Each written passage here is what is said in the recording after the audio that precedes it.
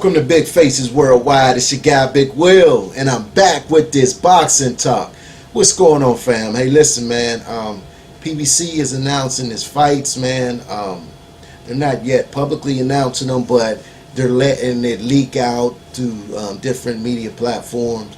And one of the fights that's being talked about is Danny Garcia versus Adrien Granados. Now, I think that's a very good fight.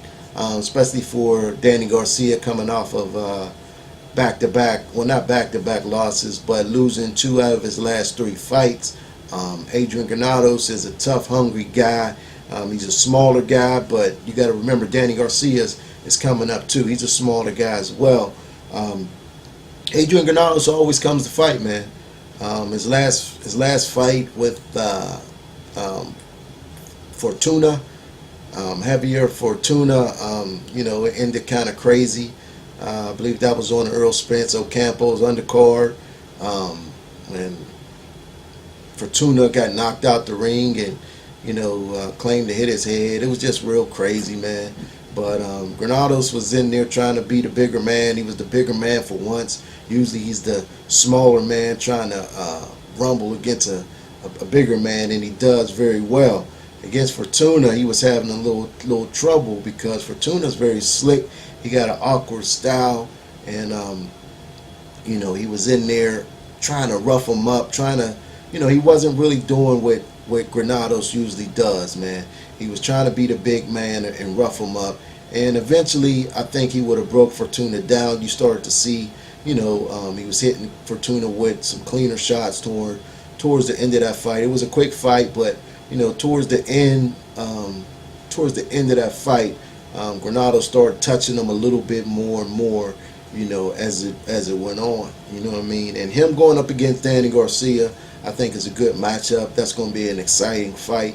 Danny Garcia got his chip on his shoulder.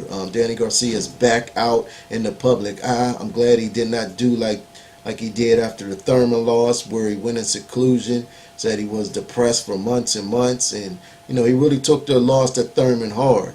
I'm glad he did not take the Porter loss as hard as the Thurman loss. I guess he learned how to deal with it from that Thurman loss, and I'm glad to see him out doing interviews.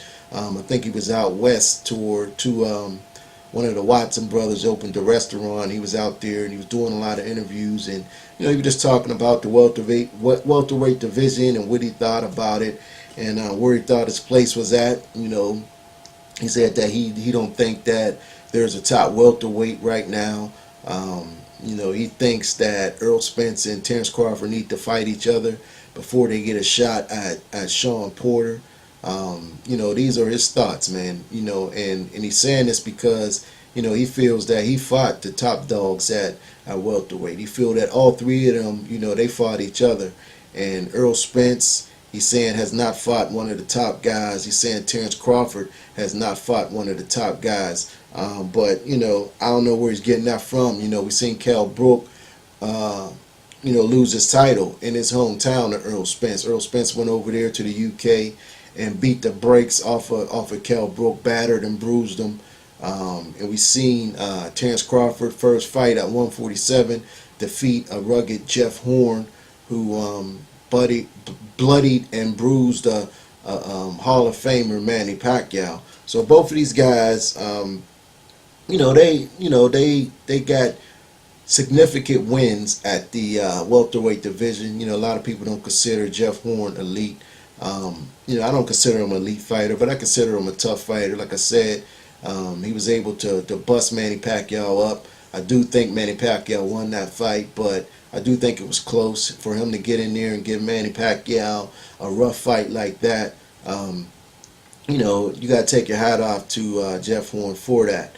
You know what I mean? So, I would love to see those guys mix it up a little bit more. I want to see Earl Spence fight some of these top guys, and I want to see Terrence Crawford fight some of these top guys, but I don't think we're going to see it, man. Before I did, the way Bob Arum was talking like he wanted to make the fight, but it's clear that Al Heyman and PBC, they got their own plans, and Bob Arum didn't take a liking to that too much, man. So now he's running around talking bad about Al Heyman, and every interview that he could do you know, calling them a cancer, you know, calling them a bunch of idiots. I heard a video interview today where they asked him about the Wilder and Joshua fight, and you know, he said the fight's never gonna get made because, you know, those guys at PBC are idiots.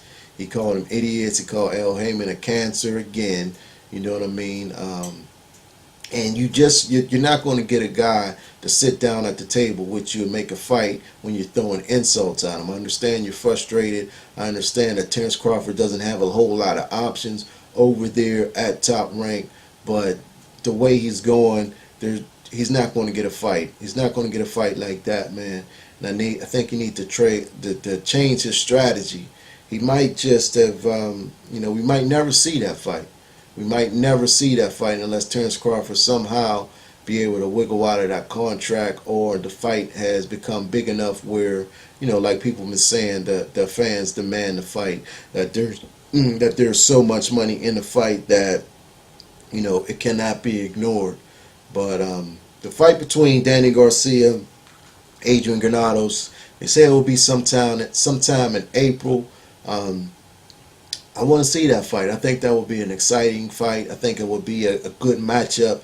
You know, their styles just make for a good matchup because, you know, Adrien Granados is going to bring it. You know, Danny Garcia is coming off of 2 out of 3 losses in his last 3 fights, and he has something to prove, man. So those two things right there are the driving force behind this being an explosive fight, and I'm looking forward to it. If you have not yet subscribed to my channel, go ahead and subscribe, hit the like button, hit the share button, and if you find that you dislike this video, that's cool.